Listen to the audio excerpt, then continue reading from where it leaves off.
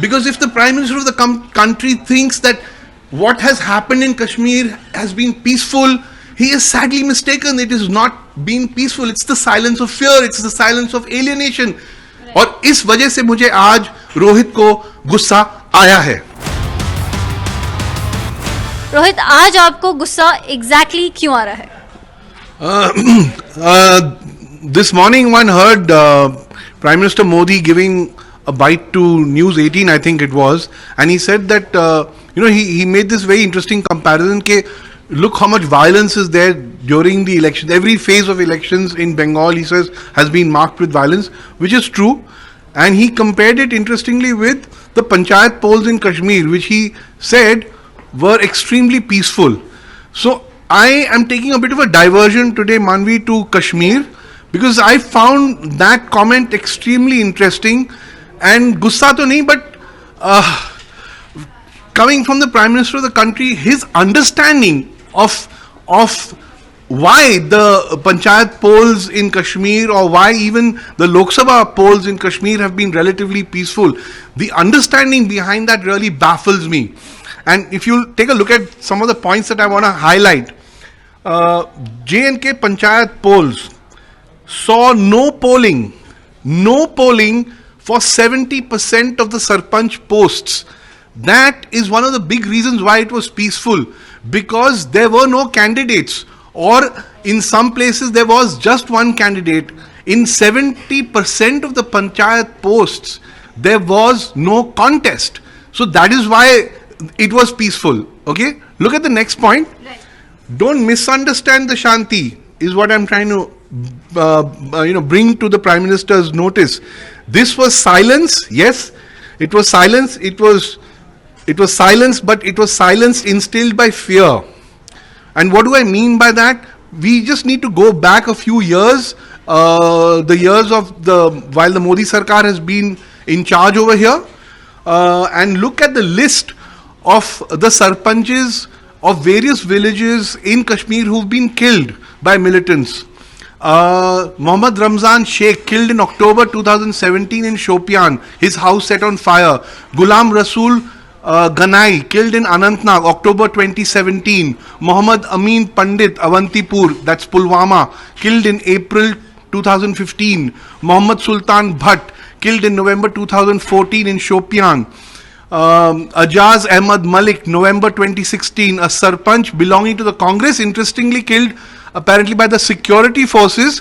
The Congress called it a fake encounter because he had been in police custody for 2 months. According to the security forces, he had connections to the militants. Ghulam Ahmad Bhatt, a 70-year-old man, called Aam Chacha. He was someone that locals were very fond of. Killed in December 2014 in Sopore by militants. Ghulam Muhammad Mir, another Sarpanch, killed in December 2014 in Sopore. This was before panchayat elections in Sopore in 2014. So the fact that Sarpanches have been getting killed, and that in this manner panchayat polls have been getting systematically intimidated by the militants is a fact.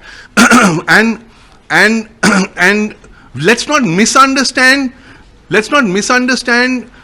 the peacefulness of the polls itself, because the fact is no one turned up. Candidates did not turn up. Voters did not turn up. There was 70% of the posts where there was only one candidate or no candidate. Even now there are sarpanches who've been elected, and they have apparently not yet gone back to their villages. They're still sitting in urban areas under police protection. They are that scared to go back. Let's take a look at another interesting statistic. Why look at just the panchayat polls? Let's look at the Lok Sabha polls that have just been taking place, that have just concluded in Kashmir. The constituency of Srinagar, the capital city of Jammu and Kashmir. In 2014, the voter turnout was 26%, not great. But in 2014, this has collapsed to 15%.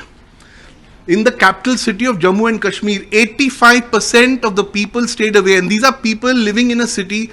These are people who are fairly solidly invested in what happens in Kashmir. They are invested, they are interconnected by economic relations to a lot of activity across the country.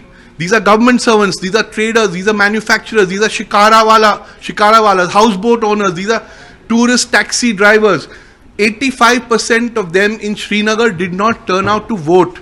This is not peaceful election, this is people just rejecting the whole process. Okay?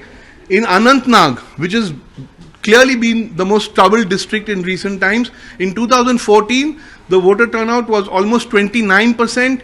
In 2019, it has dropped to less than 9%. That means 91% people stayed at home. 91% लोगों को आपने घर में रखा. इस बात को अगर मोदी सरकार अपनी उपलब्धि मानती है, so be it.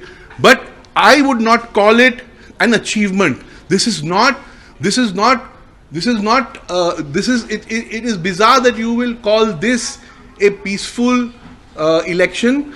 This is just a whole lot of people just not taking part. This is the silence of alienation. Okay? Rahi baat, violence ki, political parties indulge in violence. Let's face it, all political parties maintain their goon armies. It's not just the Trinamool. Historically, it has been the left parties, the BSP, the Sangh has got its own armies of violent goons, whether it's the Sri Ram Sene in Karnataka, historically the Bajrang Dal, people from whom you can, kindly, partly distance yourself. So to point fingers at each other for poll violence when political parties do that, be it BJP, Congress, Trinamool, anyone, in any case, that is just too hypocritical an activity to comment on. It's a universal phenomena. They all do it. And but this comment on Kashmir really baffled me, hassled me, because if the Prime Minister of the country thinks that what has happened in Kashmir has been peaceful, he is sadly mistaken. It has not been peaceful. It's the silence of fear. It's the silence of alienation. ये दहशत है, उसकी वजह से ये चुप्पी है, right? और इस वजह से मुझे आज रोहित को गुस्सा आया है.